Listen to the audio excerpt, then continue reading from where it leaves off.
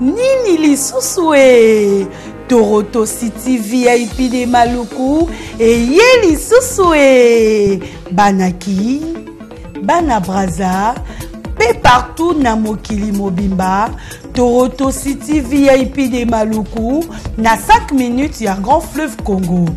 Ndeko papa, ndeko mama, mwana poto, olingi otonga ndako na yo na bisika ya kimia, olingi opema malamu Toronto City VIP de Maluku eye wana po na bino ezali kote kamabele ya 20 mètres sur 20 na telo moke ya pamba wana poto ba diaspora nyonso olingi investir na mboka na yo Toronto City VIP de Maluku epesa to ezoteka ba espace kitoko toza 5 minutes ya mai matuni ngala lo bansa mutema tokokoma place oza ndenge nini tolonga kolongwa place na za tiomona presse topasola nzela tala ngai muninga mbongo mukie menavanika wana 20 sur 20 olingi oliambisi ba fruit na talo moke kimambango welela zwa mabele na yo na Toronto City VIP de Maluku. Tozali pembeni ya zone économique ya Maluku, pe pembeni ya cité Vodacom. Pona ozwa esika na yo na Toronto City VIP de Maluku, eza simple. Benga Papa Willy Mafuta na numéro oyo +1 90 57 30 15 40. Toronto City VIP de Maluku. Esika esengeli pona moto nyonso apema na kimia Bana poto, venez voir Toronto City VIP de Maluku et vous allez être voisin de tout ça. Vous allez vivre tout ça. C'est formidable, c'est tout simplement formidable. Wow. Bonjour, bonjour Mananzambi. Zambaba Telabino, Pambole Mou, passer dimanche moko ya tranquillité, à paix et joie. Donc, verset dans le soir, les deux alliés, Ephésiens 5-6. Donc, cause c'est d'une 20 paroles. Aussi, pour les autres derniers virages, écoutons Nanganda. Écoutons Nekobo, frère, sœur, au Kenya. Que Dieu vous bénisse. D'autres les derniers virages na Chenya, Alimia Mongala. Merci. Amen, amen, amen, amen, amen, amen, amen. Quelle grâce. Voilà, plaisir à Nabino Lelo encore une fois avec mon frère Jean-François Ifogué. Nous sommes en plein air parce que autour d'un café. Voilà, donc moi, ça va bien. Voilà, tu changes un peu cadre. Ça aussi, mon message à ma place, toujours on l'appelle de temps en temps. Amen, amen, amen. Voilà, pour changer carrément, changer carrément de corps, comment ils ont il y a plus sûr habituellement. Alléluia. Mais voilà, tout ça on a pour Nabino, notre frère. Quelle grâce. Frère, mon immense souki vraiment. Ma nouvelle tête. Tu vas me révéler, bah c'est pénible quand même. Ah bon? Ils ont dit bien. Sûrement, des personnes à 5 ans déjà. Des personnes à 5 ans déjà. Bon, 5 ans qui ferait bon, qui sont en bon, qui sont en je pense qu'ils vont se retrouver. Amen. Frère, quand même, à bon, ici, Moutunaï. Au bout d'un comment tellement trop spirituel. Ça veut dire, Babylon Ming et le Belanga sur le Romoroti. Bon, ça bouille, bon, ça bouille. Donc on va te béler mon tam sous maman Françoise, tam sous nazo et puis nazo qui appelle il y a grand frère nanga à partir à Londres, docteur Jean-Pierre Kitambo. Donc à benga bi moto na Nzambe mais ko bongi sata mukete. Il y a Jean-Pierre Maïsa. Voilà, amen. Il y a mon moni bon na kenaki pe na salon na bongi sama muke. Ça allait bien. Quel ça allait bien. Voilà. Quelle grâce. On va générer un peu mon muke aussi. Et beau ta sous. Voilà, donc, sujet à Nabiso, il y a une émission Nabiso à l'autre, le blasure, ban à Nabiso na poto awa, ban à Bakumba Kuluna, vous avez quand même une image belée, ban avec ma machette. Mes frères Limbisanga, avant tout, on a quand même remercié Moutakatinga Suki. Ah ouais, Djibril Mpaka. Djibril Mpaka, Kalate Banakin, Djibril Azoua qui sasa, Boyambaye Malamu, na PSP Mbote, na Fabrice Mawete, na PSP Mbote. Fabrice Mawete, PSP Mbote, na PSP Mbote, na Augustin Ekasso. Voilà, on a salon, balanda rapé biso, c'est la maramto salaka. Donc Zamba Pambola bango na combo na Jésus Christ. Djibril Azoya qui sasa Boyambaye Malamu. Quelle grâce.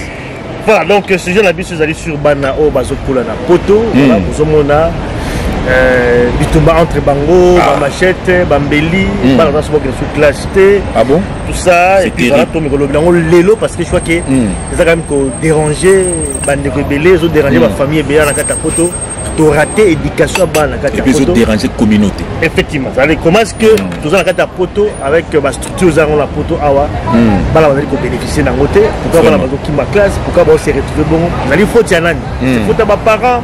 Et c'est faute à la société, et c'est faute à banani. Comment est-ce que les gens dans la poteau dans la machette, c'est quand même assez grave. C'est terrible. Et puis qu'est-ce qu'il faut? La solution est année, parce que je crois que la solution grosse à la tombe pour avancer en haut. Amen, amen, amen. Nous, la carte, il y a émission, on a biso, il y a les frères. On a fait non, vraiment, on a CP les gars à Marambo Lobby, Ndengo Lobby, Kuluna et Komi na poto.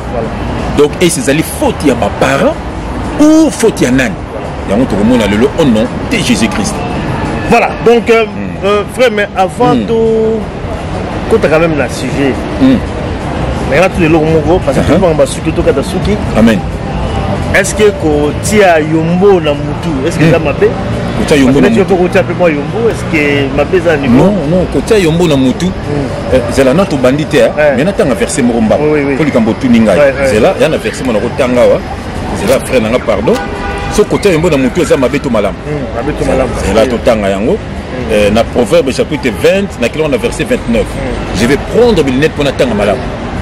Faut attendre Mabé. Sur le temps, on a Mabé, na faute. Ok, les félos, frère, je vais attendre Mabé, j'ai mes lunettes. J'aime quand j'ai mes lunettes. Quelle grâce! On a profité quand même de remercier bien Abisso Popolipo. Popolipo. Ah là là. Popolipo, tout le monde vidéo sali. Oh, c'est Pelé Nanzeba Sodome Gomor, Nzambé à Pambolayo. Merci à frère Namso Papi Gen, Pidji, Mobile à maman Erga. Quelle grâce! Il faut qu'on fasse tout autant. Dans un proverbe chapitre 20, verset 29. Chapitre 20, verset 29, qu'on a su qu'il y a Pembe. Et je vais lire au nom de Jésus-Christ. Fayoka. La force et la gloire des jeunes, la force et la gloire des jeunes gens. Donc, Makasi, Ezali, Sengoto, Ezali, Lipamboli, il y a Bilenge. Voilà. Et les cheveux blancs sont l'ornement des vieillards. Donc, ça veut dire ceux qui ont Pembe, ils ont le roi couronne. Ils ont couronné. Zomona ba couronner yo po komi mokolo nzambe a couronner yo na suki ya pembe za couronne mobimba frère et nde balobaka na mokili sengwa mokili bima suki ya pembe pe mema ba koko mais siko ndenge nini yo nzambe a peso ornement a couronner yo na suki ya pembe yo zo tena oboyi na oboyi yango alors kufa na yo omoni oboyi ko nuna mais oboyi ko kufa oh Ozomona, donc nzamba zo couronné yo, frère, verset qui quoi? Ozomona, balobi ni nao, frère, balobi go, na bande lango. La force et la gloire des jeunes gens. Donc on a bilenge baza makasi. Donc bisiko ba komba kulu na pas za makasi. Azo machette. Ozomona, moi si musu ya lenge ali musala ali nzoto mingi, akoma matana 4-5 mibali, pas na force. Mais maman mokola ko sala ngote ozomona ok force wana ori oselela ngomaka mamalamu yo so ngomaka mabe so balobi nini babi maintenant et les cheveux blancs sont l'ornement des vieillards moni nzambe a couronné yo ornement neti mona ba nyama oya mobali nzamba a couronné na ba maseke ozomona mona lion nzamba couronné na ba poil belé wana mais yo boyango nzamba pe suki ya pembe kaka yombo be yombo po nini po kindumba tolingi bamonoka kelenge musoto uza charnel okandi soza na suki ya biso na basuki ya pembe meto na basi na biso na ndako ozomona tona ba ingangula na biso na ndako ozomona quelle grâce ozomona et puis balingaka ngo donc ça veut dire que ndeko tiaka yombo eza parce que olingi noko nuna te kasi kufata po nzambe azokomso mukolo pamba to umela na mokili omema bakuta lelo to mobali sabana to mobali sabana to momema bakoko mais yo lingi yango te kasi kufa na yo eza mabe mingi frère eza mabe ça dit ozo corriger nzambe pendant bisanga suka pembe ba ozo nsango noir voilà eza terrible autant que ce que vous versez voilà ça c'était juste pour la amen pour introduire en tout cas le sujet na biso lelo c'est parce qu'ils sont charnels amen mais avant tout quand même na sujet na biso comme Nzembo ezate nzembo oyo oyembaki na mwana yo luka toyembela mwa bana bana naye na guitare te mpo tozongisa nzembo wana mpo tozombela bana mpo tala bino moko bana oyoka nzembo mwana ayembaki omoni oyoka maloba ya na nzembo wana voilà mon appui donc fit avec mon comment sont Jiraïsia Jiraïsia donc ça JF Françoise quoi dire bala J France donc JF Françoise voilà tout là naturel c'est mon appui et puis toujours la 4e émission. Quelle grâce. Papa, peux-tu me parler de Jésus-Christ? Jésus-Christ, mais c'est notre Seigneur et Sauveur. Écoute ma fille, si tu veux vivre en paix et être heureuse dans ta vie, fais de lui ton appui et tu verras sa gloire. Merci papa, je t'aime.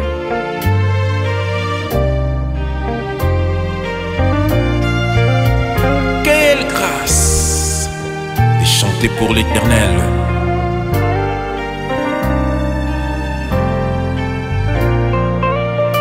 Mon appui, c'est Jésus-Christ. Mon appui, je ne tomberai pas. Mon appui, c'est Jésus-Christ. Mon appui, je ne tomberai pas. Écoute ma fille, dans la vie, si t'as pas Jésus-Christ comme appui, tu peux tomber dans le piège de l'ennemi. Combien d'ados ont déjà des bébés, la plupart ont arrêté leurs études. Ils sont dans des boîtes de nuit, ils boivent, ils fument, c'est triste.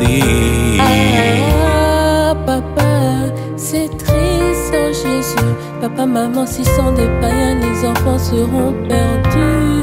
Oh, l'ennemi profitera, il détruira votre mariage, il détruira l'éducation des enfants, vos santé, venez en Jésus.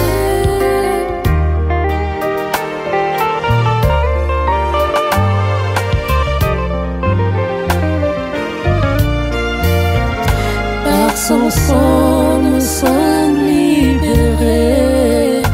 Par son sang, nous avons la protection. Par son sang, nous sommes rachetés. Par son sang, nous avons la victoire. Enfants, obéissez à vos parents selon le Seigneur, car cela est juste. Éphésiens 6:1. Oh, Jésus, je t'aime. Oh, Jésus, je t'aime. Je t'aime, Maranatha.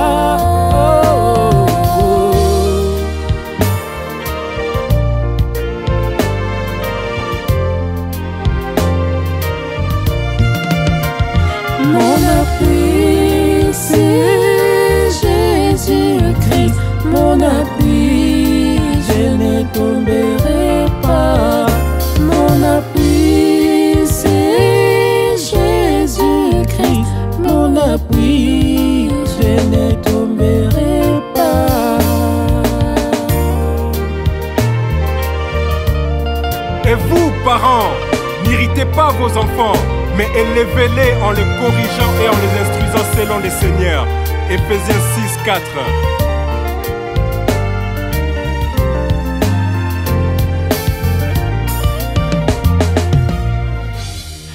Asa bolingo, yes, asa bolingo.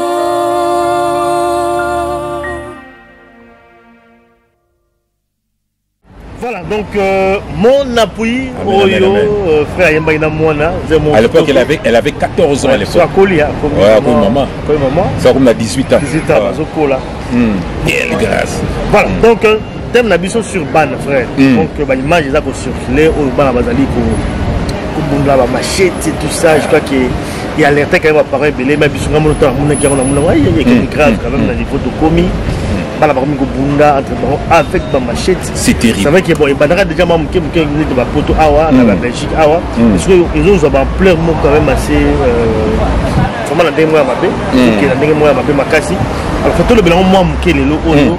D'abord yo point de vue nous comment est-ce que yo za ko mona cette évolution à bana la photo ba ko bunda machette pour la yo za ko interpeller tout bon frère sur toute bondelité on va caméra même tout ce titre de prière tout sambela tous allez effacer nzambe ne akoloba poto baka pembe na pembe nzambe ba makambo bino bato mokili bolo bakate les frères moi ça la logique des hommes gabi voilà la logique des hommes moi c'est pas la logique de Dieu voilà donc c'est ça la différence même tout ce titre de prière tout bon de là to benga mokolo mission ko te ya bano yaye au nom de Jésus-Christ éternel Dieu des armées papa merci ndengo zo putisa biso papa na frère na limia papa toujours en bonne santé poto te ali lobana yo papa au petit message poto pesa ngona bana na yo balungwa na mabe bakabona pena bato ya mabe poto babikisa milimo na bango tala bana lelo nzambe bakomi kotambola ba machette biso bakoma na kubeta na ba parents na bango yango zo tinda biso papa pona bano ya yo bato yeso kufela bayoka son de la trompette bakabona na bato ya mabe pena makambo ya mabe poto babikisa milimo na bango totiki message na maboko no nzambe zinga biso na makila ma Jésus Christ tozala invisible à toute attaque de l'ennemi ba flèche na bango contre biso ezongela ka bango papa bazala frapper ba comprendre que Dieu existe et il protège ses enfants papa bandeko balandaka biso batela bango pambola bango ko isape banguna na bango papa que le Saint-Esprit parle pour l'édification de ton peuple au nom de Jésus-Christ nous avons ainsi prié et nous disons amen amen amen amen amen amen bien-aimé ningana soyez toujours dans la joie bandeko ya bino baye on est là tolobaki na bino nyonso tokomona nyonso tokoyoka tokobimisa na poisa na but mon kaka bana nzambe bazala souffrir makofi tobangaka te bien aimé dans le Seigneur bino ba parents et na ba parents so amela cigarette na bana bo bela ta kubela et na ba parents bonde ba imisa bana bona mabe bien aimé dans le Seigneur bolande mission yo boko teyama au nom de Jésus-Christ amen. Voilà, donc on a quatre émissions, la frère. Comme question la Tunaki, par rapport à l'image, on a frère, on a machette. Interprétation des années, comment est-ce que toi tu comprends comme ça dans la photo? Et ça passe, les alliés frères, ils ont toujours signé à nos parents, il faut battre la banane, beaucoup la banane, côté la banane, frère. Parce que ce papa, frère, au maman, vous en avez une distraction, ma casse, nous devons côté dans la famille. Pour banane, nous sommes nos frères. Les abans moko baza possédé. Baza possédé na esprit moko maléfique. Voilà, baza possédé. Bon, en fait, il y a un côté spirituel là. Voilà, c'est ça, mais tout commence par l'esprit, frère. Tout commence par l'esprit. Non mais voilà. En fait, pour la image à Bakoulou là tout ils ont baza possédé. Vous avez manque d'éducation également. Mais c'est ça manque d'éducation, l'esprit est entré.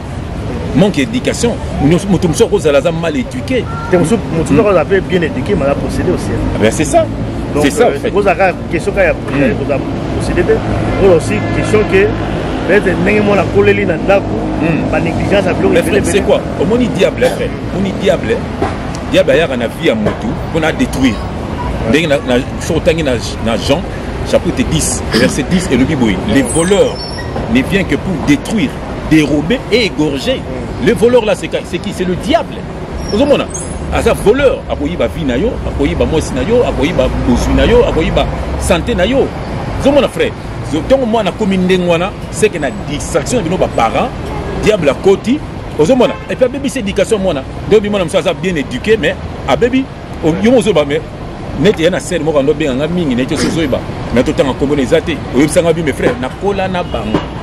Voilà, mon Dieu, kola na bango, mais comment on a vu à serre dans le poto, à kola kabongote, à dérouter Penza. Donc c'est ça, esprit, frère. Tout commence par l'esprit. Donc, le point de frère Zali, possession, l'esprit à ma bête à posséder, posséder. Mais tout qui ne peut pas malem. Amen, amen. Bon, l'esprit à possession. Amen. Comment il faut expliquer ce que côté baronne. Voilà. Côté n'est l'esprit là, pas comme ça, le ça là. Voilà. Mais il y a ce côté, on a distraction, il y a pas parents. On a nettinga, on a des exemples. Ça veut dire, chaque soir, quand on a ouvert Moussala, maman François Bauti Moussala, on a bâti ma classe, on peut passer à la Rabazonindako, au bananga basi yoyebi nga na botika basi donc ça veut dire mobali moko le boss le frère JF Ifongi donc ça veut dire que ye azawana bana bazawana tant bazunga na ndaku frère to ko surtout avant ya kolala vers 20h 21h to sangana na bana na pesi-moi verser omoni otuni bana journée les gars ki ndenge nini moni mona zokola bien alpi to sambeli ozomona waza na problème à lobby waza na makoko so à lobby waza na souci à lobby et to sambeli lié moni mona bongo frère moyen ndoki akota na bomo ina ye izate moyen ndoki a détruire vie na ye izate parce que moi naza na kata ba prière moi naza na kata ya diluba moni na tongo bana bakina bango ba misala na bango beta to kutanga na pokwa eza bongo mais eza na ba famille mususu papa baro bebar ko tromper moi si na yo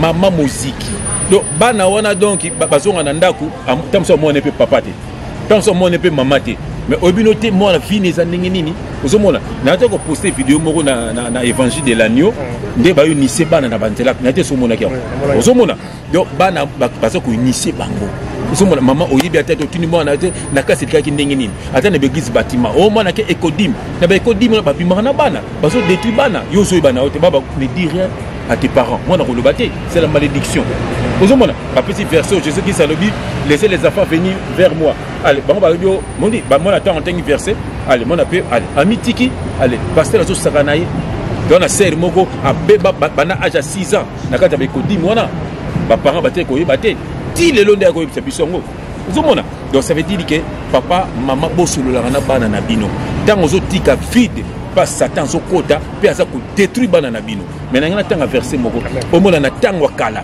na tango loi ya Moïse et lo bando sa na bano baba rebelle il faut tanga ngo na sa na Deutéronome frère na kebina na ancienne alliance chapitre 21 na verset 18 à verset 21 yo le to tanga frère na Deutéronome yoka et lo bando sa la bana na tango loi frère yoka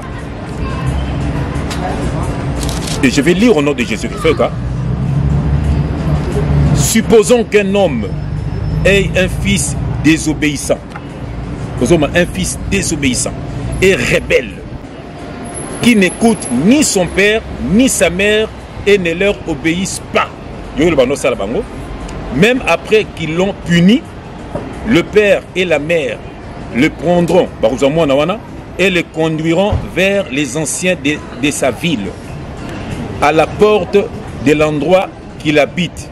Ils diront aux anciens de sa ville, voici notre fils qui est désobéissant et rebelle, qui ne nous écoute pas et qui se livre à des excès et à l'ivrognerie. Yoka.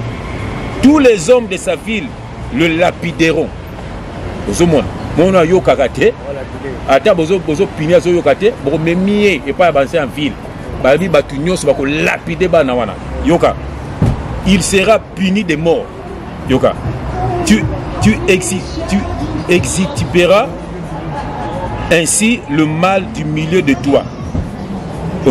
Afin que tous les Israélites, en entendant parler et éprouvant de la crainte. Nathan Wakalezala qui frère, ceux qui m'ont zoyo kate. Frère, au mimi et pas avancer à ville.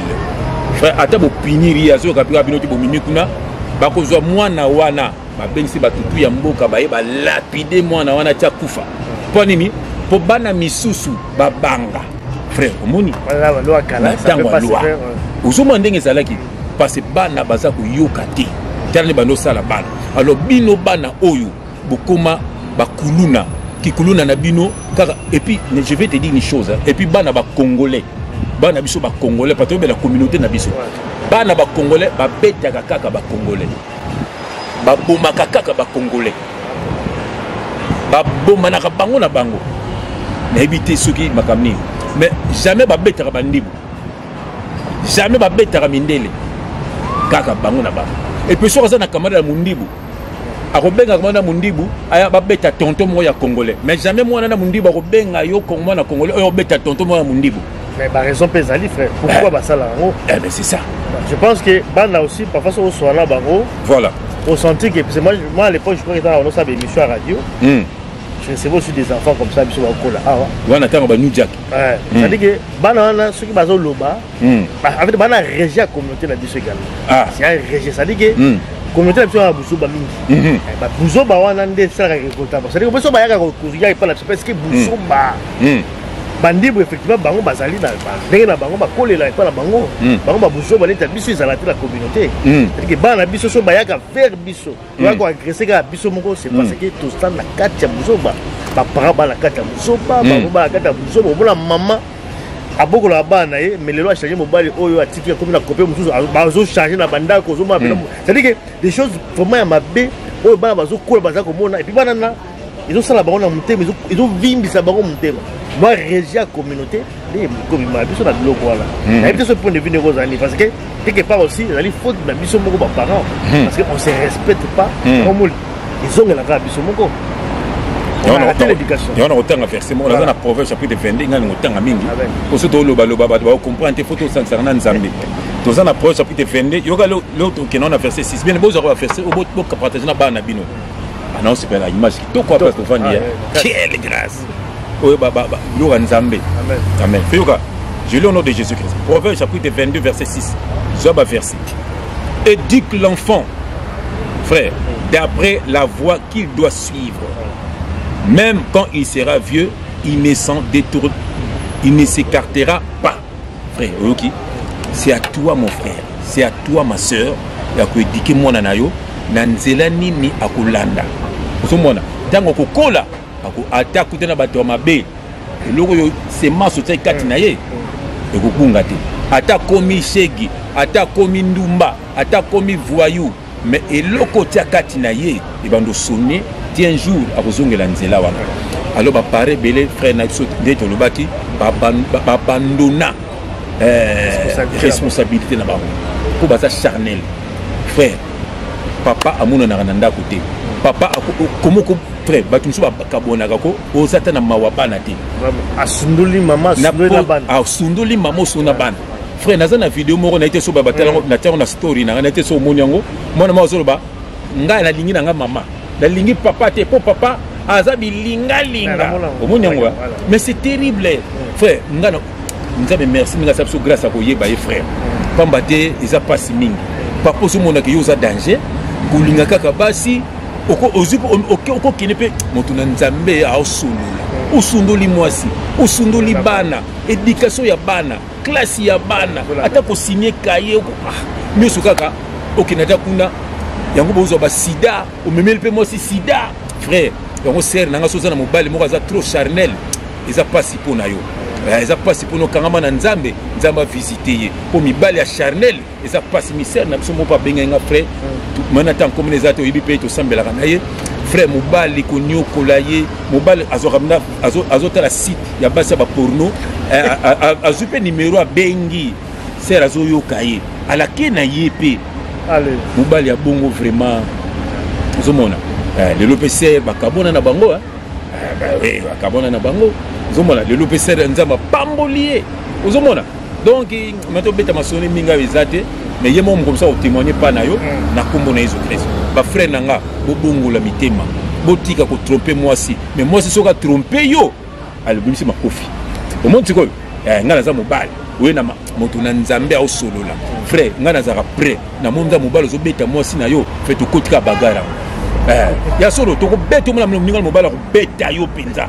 na ko beta yo pa zo beta moi si wana pa ni pa za mona moi si yo tromper nengo lingi po za mobali zo mona ba reprocher oté c'est terrible en fait awa toujours tu as la responsabilité d'abord ya ba parents et là bon ça dit que ce bana biso toujours kokambango awa te libisa na papa to condamner pe ba papa mais ça pe na ba maman mususu pe ba parents ensemble ba maman pe mususu ça ne va pas oui ba musika ga Louis Vuitton oh nini oh ba ça voilà non mais mon frère amen quand même tu as quand même la poto awa c'est vrai que tu parler sur l'éducation bana le bana quand même awa to le baba à ta classe dans la gratuite tout quand même moi donc quand même ba possibilité quand même de bana biso ba tam bah avancer tout ça bah ça quand même normal comment est-ce que toujours la nuance de mine oiseau ici aussi basalé parce que toujours la cao ya côté à les obéba parce que le quand même bango sauter bala aussi parce que exceller quand même dans le domaine na bango toujours parler sur bana o bazo bunga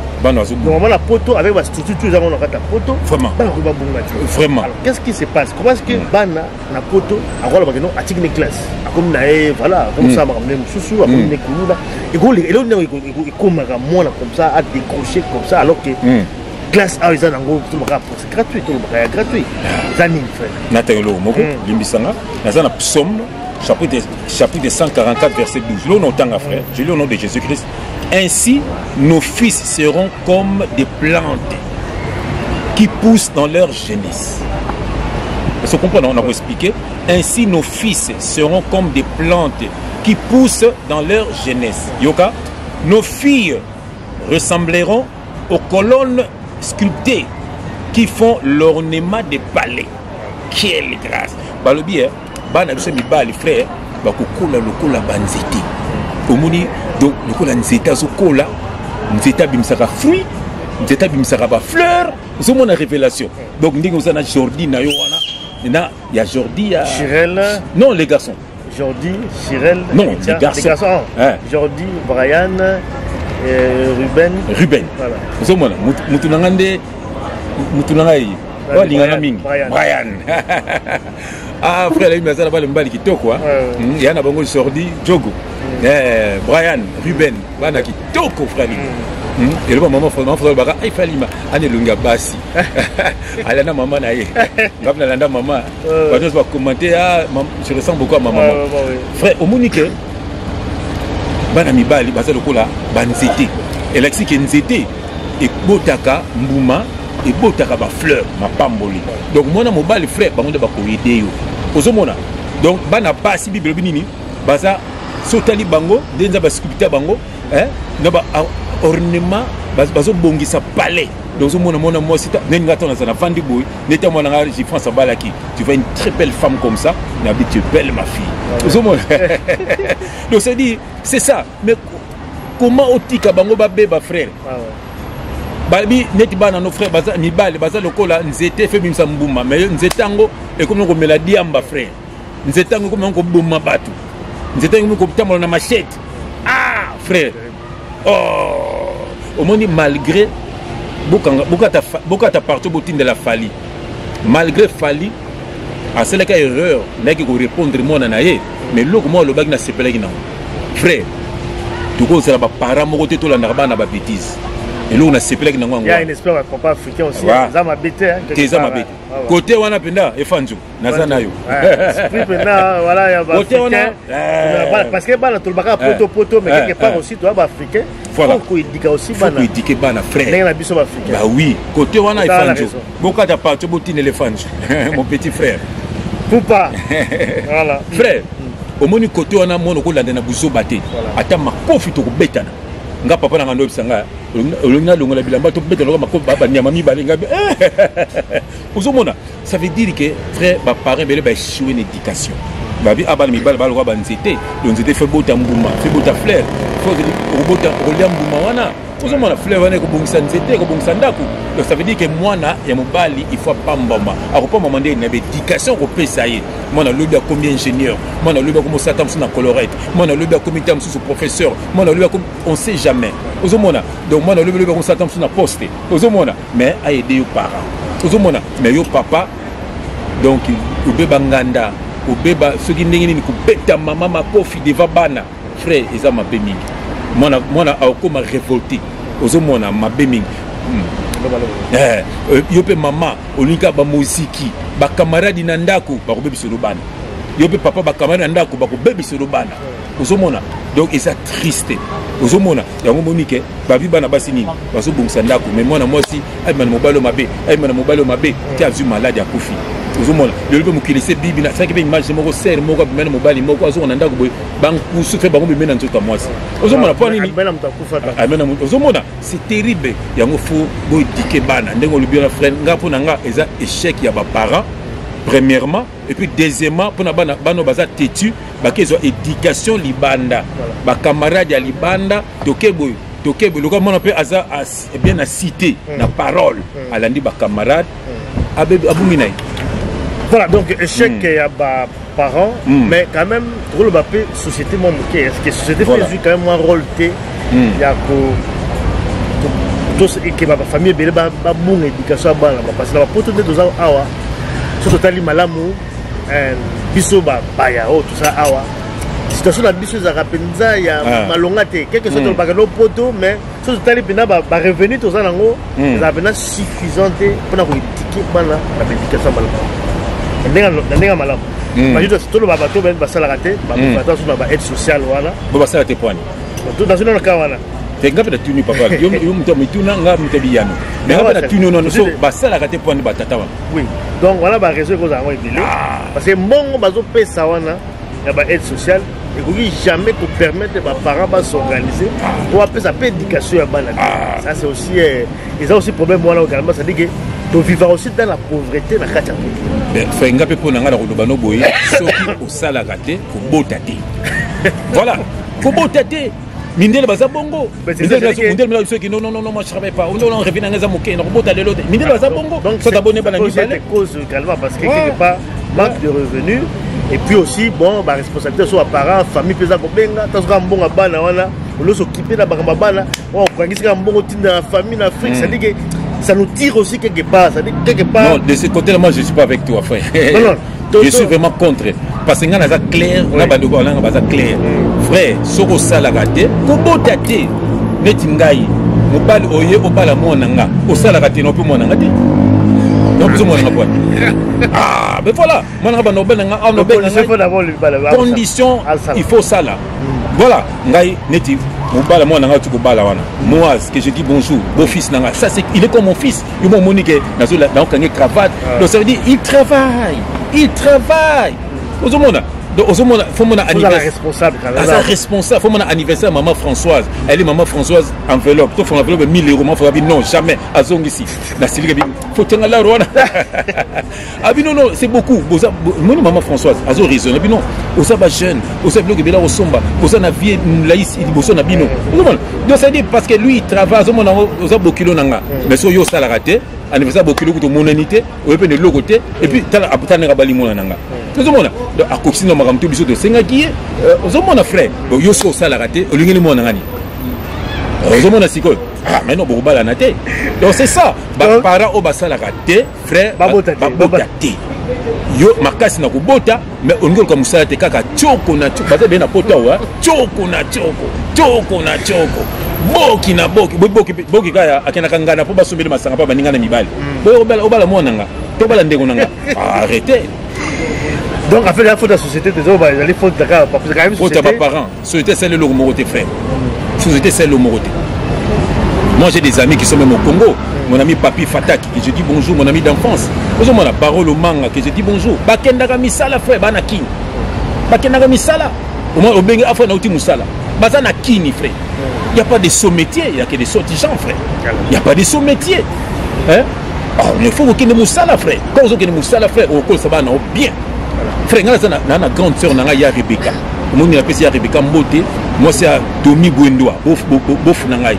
Frère, faut mona bana ba botami na kin. Faut mona éducation ya bana. Quand on a un musicien, mon comme ça na kete Kinshasa na pesi neveu na ngai Kevin Bwendoa. Le là comment moto na Nzambe na pesi sentir ba comment Giorgio Armani. Moi na à l'époque il avait 18 ans au la tangote. Pourquoi na Giorgio Armani wa. Peu éducation sur ce monde non voilà bah griffe azomona ezo correspond à l'éducation na yeki azomona le grande sœur na bana nyoso ba sisi ba classe miso ba ke tanga na États-Unis miso ba ke tisa na Afrique du Sud miso ba sisi dia ba classe ba zongi kini ba ko sala non frère eza ba parents frère eza ba parents ngana zo condamner ba parents voilà ceux qui bana ba foyou bana bazo sala te po papa yo ko sala te. Voilà. Ouais. Bah c'est belé na berger toi baninga na biso. Ozuma kaka yona na ba TikTok, pantoler serré logo la moto asima moko boye. Kaka sia. Kobina bina na ba TikTok. Ngala na lormda nzaba sala belé na tikabino. Tala na kobina bina na ba TikTok. okenda ka musala te siko mwana azomona makambo tu wana mwana osani frère. Ah ben voilà, ça c'est vrai. Donc responsabilité à parents donc na niveau nyonso parce que soki oboti mwana frère limia kindara musala juste na bakana uti musala faki na zolo mopa na yo frère na pas frère limia frère limia azo no zobana na classe uti no musala frère limia uti musala na tenia musala tokutani asinga fona ke zobana tokena frère ko zobana arrêtez frère bana ba mona ndio uti zobango ba ko reproduire makambo puis bana ba pesa ba pe c'est pas mon papa to kini musala ah oui papa ke musala parce que namoko fait aux mission musu mina pona ba para parce que papa ba sala raté et on va bien respecter au la café na ngafo ouais moi la bon la moi la télécommande na linesia ya télé yo la makoli ko la table moi la ke na classe azoka ko papa ke na musala te bon il y a aussi mauvaise éducation mauvaise éducation donc ba fois moi la papa la muka papa c'est responsable bah oui ils appellent bien pour l'éducation mon fils ça va papa moi je serai comme toi ozomona na bana nga basi mibali na bango nde sabino vérité mobali osongo bana mona nga yebake bana ngai bana mibali bazalo kwanga donc responsabilité moi je suis responsable ça veut dire que nga na ndako funa yeba na babu na landela makambo nyonso allez maman François donc c'est ça papa na et puis maman François abengana maman François papa maman François abengana papa maman François mona lo papa na yi ozomona donc c'est comme ça ngapela benge maman pour na ko maman nanga ozomona ça veut dire que mais yo benga so benga mosno maman donc moi de au moins non maman te au moins que petit mobo na c'est pas non c'est qui petit mobo ah mais le petit mobo ko so fi au fin ngana mo si na yo ozomona et puis devant bana sia moi si peso bando finga mobali devant bana eso benga ta mobali o benga mobali ta papa moi c'est Abraham ando benga mon seigneur frère ozomona donc frère il faut harmoniser la nandako harmonie nga maman nanga tango akina dibala moi pour maman nanga na France tango na dibala asinga ce que j'ai aimé j'ai trouvé l'amour chez vous l'amour maman moni na ba na moni harmonie amoni nga na France maman Lili ozomona c'est ça bien aimé harmonie na ndako ce qui problème ezali bo sololaka dialogue ezalaka mingi na ndako papa na mama boyi banini bo sala po ndako ke ezala ko bino ba chef entreprise ozomona il faut que na ba réunion pour entreprise ke ni malamu donc papa na mama faut bo sololaka mingi po bana ba ke ni malamu bana ba kola malamu ndako ezala bien c'est ça frère c'est ça harmonie na ndako mais na ndako harmonie azate bo sambelaka te papa bimaki yana ba démon de contrôle tango zozonga ba démon balandio moni bademo balandi mama peta ozonga bademo balandi ma peta bazonga bademo balandi bon bo sambela so comme na ndako sambela ta 1 minute nzambe merci nozonga na ndako na bengani bilimo no so landaka bato et libérer nzoto nanga et libérer makanisi nanga et libérer tous les recours ndako pe que ne fika bikauka na kombo na Jésus Christ voilà makela Jésus Christ esinga ndako nanga bien aimé bandoke bakokima mais yo na bademo na yo allez après na kala minute nanda mama bondongwani na bana bozo ndongwana bademo bofana na bademo na ndako na bino voilà après bozo le bana bazo bakokola bien nini bana bakola bien bana babala ba mari de nuit bana babala ba femme de nuit bana bazo bala te pour babala ba femme de nuit babala ba mari de nuit voilà voilà donc il y a un sujet na biso ya lelo sujet na moko tu na moins quelques minutes préparer pour na bino mais pour la solution frère je ne pas trop comment la souka to chier donc solution na ngozani parce que déjà bana boso comme on récupérer on peut encore le récupérer ou quelle solution zani parce que pareil bel peut aller la frère mais toujours condamné bango ça par exemple peut baler la ne pas na bana ba on est ba comme à la photo on peut bana ba on ba par exemple ba utiliser bango bon a solina mutu atini mole ayo ko beza ko mala nga ko beta yo atini pe mwana yo nga otini nga mwana na yo na beti na nuye et puis na beti na ça aussi la mauvaise éducation donc moi la tête soit père retourner vers yo comme finga yo moko c'est-à-dire que biso moto baby si également ba ça poto quelle est la solution frère otini mwana no kende ko beta oui mais c'est vraiment ça ça dépend pas c'est vraiment grave bilo mo ça ba otini mwana mda beta ni jamais on a conflit moi je suis un ancien militaire comme ta mwana tinda ke ko beta abimisi mbele lo bimisi le mbele ça c'est vraiment mauvaise éducation ya bana ya ko sala c'est quoi ça ça ko beba en conclusion, quelle est la solution que vous avez? Voilà, nous avons un verset, nous avons Ephésiens chapitre 6, nous avons un verset 4, chapitre 6, verset 4. Je lis au nom de Jésus-Christ. Quant à vous, pères, n'irritez pas vos enfants, mais élevez-les en leur donnant une éducation et des avertissements. qui viennent du Seigneur. Si on a mati moi l'icolo, na verset 1, yoka, je l'ai au nom de Jésus-Christ, notre Seigneur et Sauveur, le seul, l'unique, le vrai Dieu. Enfants, obéissez à vos parents. Est-ce que toi tu obéis à tes parents? Toi, est-ce que tu obéis à ton père? Tu obéis à ta maman? Maman me m'a 9 mois na libumu. Au fini pe maman bete pe maman bata. Maman benga ta bisoto ya. To bemi frère tangi mona ma tete. Alléluia. Enfants, obéissez à vos parents dans le Seigneur. Yoka. Car cela est juste. Honore ton père et ta mère. Ndenge France honora kibiso. Frère Lima a au filmé moana. Batuni frère Lima. Moi papa je vais lui donner combien? Yoka frère. Non, on a biso mon habit. Non papa je vais donner quand même l'enveloppe. Yoka frère. C'est le premier commandement accompagné d'une promesse. Afin que tu sois heureux et que tu vives longtemps sur la terre. Verset 4. Quant à vous, pères, n'irritez pas vos enfants, mais élevez-les en leur donnant une éducation et des avertissements qui viennent du Seigneur. Enfants, obéissez à vos parents.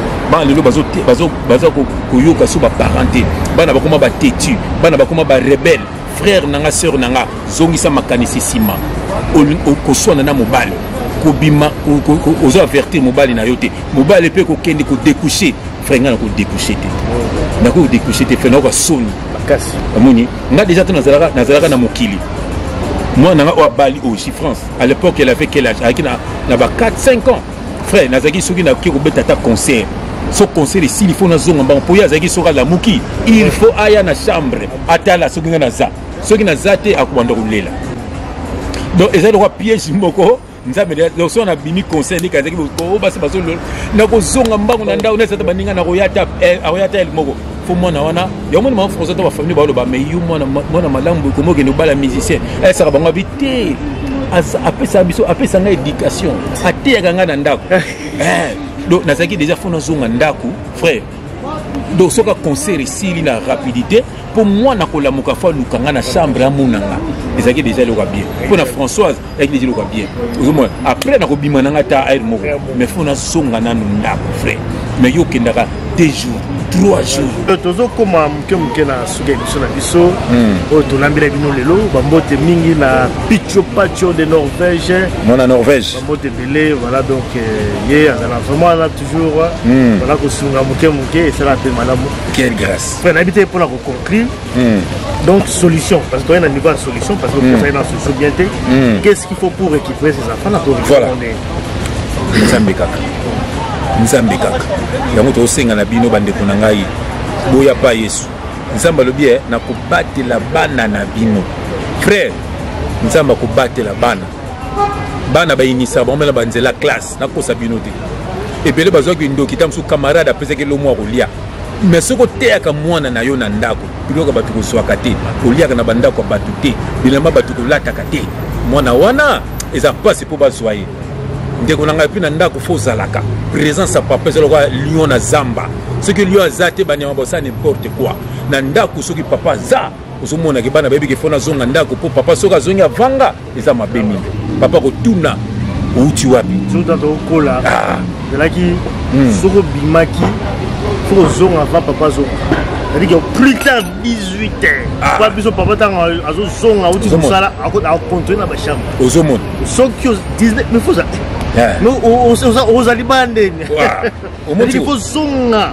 que non aux bimo mbango il faut zonga bon c'est quoi l'éducation c'est quoi yo nda ko mona na raté yo papa et c'est nous kaka pas basi mususu wa bololé mon frère oza bololé mon frère moto na nzambe aosula faut oza na ndako po bana bakola malamu kotikelaka mama charge te aza pe mutu basi banyoko makana poto wa surtout na poto ngapena dazanga na pacha basi ya frère tie ba mama banyoko maka amemi no zemi 9 mois combien de maman baboko la bana bango moko baza combien mwana belle zaka yi papa tamso zate ya moyer moyeza laka ataso kaboy na mwasi na yo bokota bana ye baka ndeno go so na mwasi wa faut pas parce que bana bazawana Attention à Zotomboka, la manière je te dis. Parce que non, non, parce qu'il va se faire. Non, c'est vrai. Parce qu'il y a la mouka, qu'on peut préparer bana, qu'on met en la classe, qu'on ça la tout ça, t'as souillé, moi, t'as souillé, 3 balles à 4. Je suis causé nos autres dedans. Moi, sinon, balles à frère. Limbisanga moké. C'est. Il y a un senga, ma maman nyoso na bota na bango, pardon. Parce que mouni, les deux na mokilouana. Donc, bota, ba boko la bana bango moko, donc il passe, frère. Basi nous na bota na ngai na senga bango, pardon. Pour l'absence na ngai. Mon temps, on a renouvelé l'intelligence. Donc, il a passé. Mais Dieu merci. Ndenga boko la bana wana. Somona. Nzambe azaka lokumu bandeko na ngai formato yiba nzambe soko yibi nzambe eza vraiment bonheur omo nzambe kopambola yo kopambola ezaka te bien matériel kopambola monsieur ezali nzambe kopesa kimia nzambe kobatela bana na yo protection kokota na vie na bino protection divine to sentir que moi nata na ba école na ko initier wana ye ko simba te ba ko laisser pe poison ko simba te pamba te nzambe ayibi ke yo zalaka na ye na bien meto yiba nzambe na bomo na biso to batela ba famille na biso bele meto zo sala mabe ne ko retomber na bana nzamba zoka lokumu na kombo na Yesu Christ frère nanga Pierrot Mbale okima mtologi ngoboni ba frère na bolanda biso boza ebele bokam frère nanga Gilenga Saki ozomona nzamba pambola yo to vana na mabote na biso na bana na biso na kombo na Yesu Christ frère nanga Maïka Mandrandeli je t'aime beaucoup na kombo na Yesu Christ. La santé n'a pas de prix, dit-on. Pour avoir une alimentation bio et saine, Yunichi Banze Full Service vous vend des produits alimentaires africains de bonne qualité, frais et surgelés. Agence de transfert d'argent partout dans le monde. Banane plantain, Lachikwang, manioc, le poisson salé, Semoulia Pembe, des riz. Faites un tour au centre-ville d'Alost. Nous sommes sur Gent Strat 53 9300 à Lost. Yunichi Banze répond en effet aux attentes des consommateurs en matière de variétés de produits et services tels que bijoux fantaisie de haute qualité, de bazin, des pagnes super wax et hollandais, le vente en ligne sur Google Shop Yunichi Full Service. Vente des boissons alcoolisées et non alcoolisées en gros et en détail. Le produit cosmétique, voulez-vous découvrir plus? Faites un tour au centre-ville d'Alost. Nous sommes sur Gent Strat 53 9300 à Lost. Contactez-nous au Yunichi Banze, leader Nabango. Yunichi Banze, la femme intelligente. Awa. Chez Yunichi Banze, nyonso ezali. Na Lost, boya ebele. Oza décidé. Amen, amen, amen. Voilà donc moi c'est juste même là bino lelo oyo. Je vois que bato belé lelo oyo baza édifié na sujet oyo et ming également ba mis tout qui na mutema. Alléluia. Je crois que go congé bato mususu bande. Na kombo na Jésus Christ. Je pense que rien n'est trop tard. Deba kini baba na epsa. Epsa. Voilà, merci d'avoir tout bon lundi biso to comme la souga. Amen, amen, amen, amen. Donc tout entre la prochaine élément. À très bientôt la prochaine. Ciao. God is good.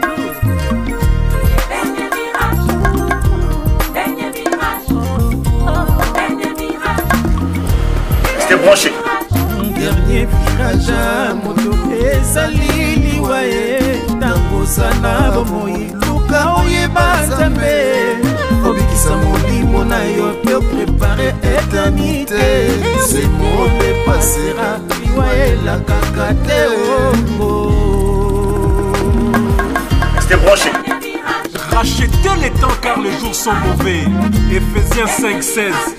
Dernier virage de vie à moto, c'est la mort.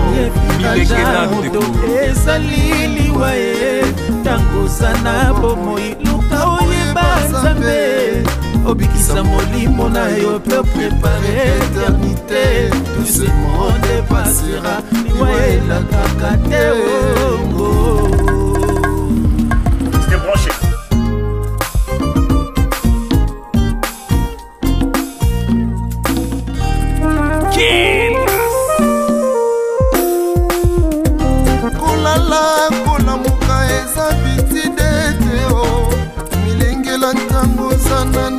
bomoi émission kitoko dernier virage talata yango bozwa kwanya ndekunanga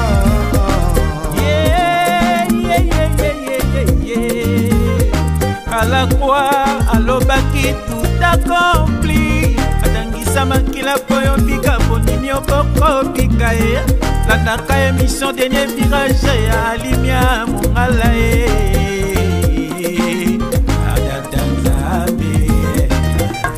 Mesdames et messieurs, bienvenue dans votre émission Dernier Virage, une émission d'actualité politique, culturelle et religieuse. Et zappez surtout pas, restez branchés. Ne serez pas déçus. Dernier virage, moto ezali liwaye, tangosana bomoi, luka oyeba nzambe, obikisa molimo na yo pe préparer éternité. Ce monde passera, liwaye la kakate.